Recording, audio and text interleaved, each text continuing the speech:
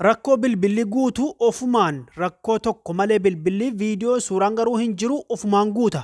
Kanan isin agarsiisa iccitii waan lama kan isin hin beekne namoonni keenya kana beekuun dirqamaa hordoftoonni amantaa muslimaa baga ayyaana Iidal Fixiriitiin isin gahe. Isiniin jecha ashamaa akkam jirtu warri kiristaanaas. Wanni guddaan isin beekuu qabdanuu obboleewwan kiyya WhatsApp keessan keessa seentani. Namni keenya waan kana hedduu hin beeku kun rakkoo guddaan nurraan gaha. Sanaafuu mee maaltu akka bilbila keessan guutaaru in agarsiisa. Tuqaa sadi gaaraa kana xuxxani.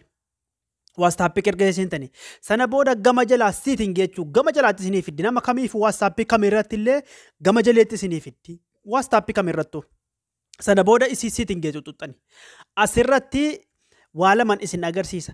Namoota hedduun keenya waggaa dheeraa WhatsAppiin keenya yoo gubachuu dide achirratti sagalee waan hunda kuufama. Garuu karaa har'aatiin tokko isin jala bahuu hin danda'u. Kana booda qulqulluu ta'a. Mee kana jechuudhaan tuma kana jedhu booda gara duddubaatti deebi'ee isin agarsiisuun ture. Walaakin ani hin deebi'u amma isin agarsiisa. Bakka chaati jettu kana xuxxani. Namni kamillee viidiyoo kana yoo ilaale rakkoon tokkollee isin mudatu gara boodaatti jechuudha. Sana booda akkana ol harkiftanii gama jalee kana xuxxani. Gama jalee chaati istiriisheettu kana akkanatti gad xuxxani. Asirratti gaawwanni isin guddaa beekuu qabdanu. Kanaafuu asirratti dhuftanii delete all chat isii jettu kana akkana cuqaaftani. Dhiifama yoo isa dhiiftan immoo isii walakkaa kana cuqaaftani. Isii walakkaa cuqaaftani. Sana booda kana lamaan irrattuu raayitii gootani. Obboleewwan kiyya achi booda kunoo isa gama mirgaa xuxxanii irraa dileetii gootan. Angara kaleessaan godhe sagalee nama naa qabee jira gaafii hedduu naa gaafatanii jiran yoon irraa gube sagalee namaa sana bada. Asirratti hubadhaa sagalee namaa isin walii qabdan wanni WhatsAppiin walii ergitan tokko inafu garuu lakkoobsi namaa hin badu. Lakkoobsi namaa hin badu cufti isaa sagalee namaa qulqulluu ta'a keessaa tokko kan hin hafin ni gubata jechuudha.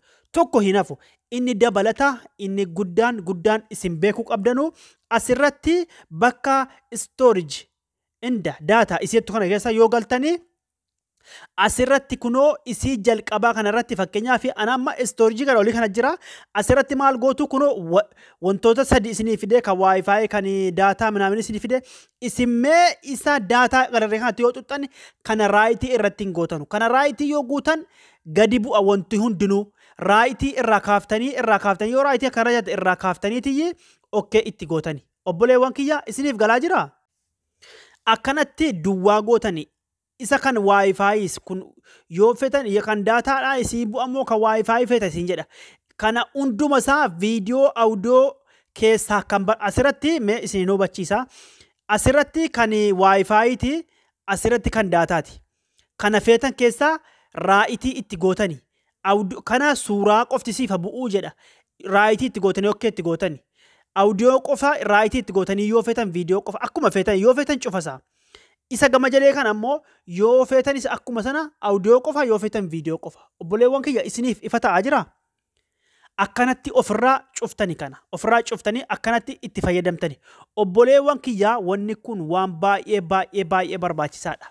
Seetingii ittaanu yeroo biraatti isin barsiisa.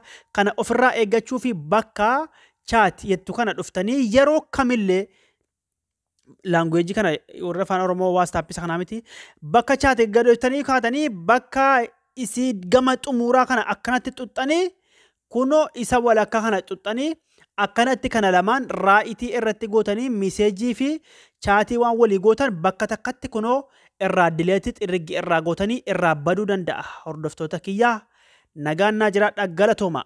Rakkoon bilbilli guutu kana qofa osoo hin taane hedduutu jira ulfaadha.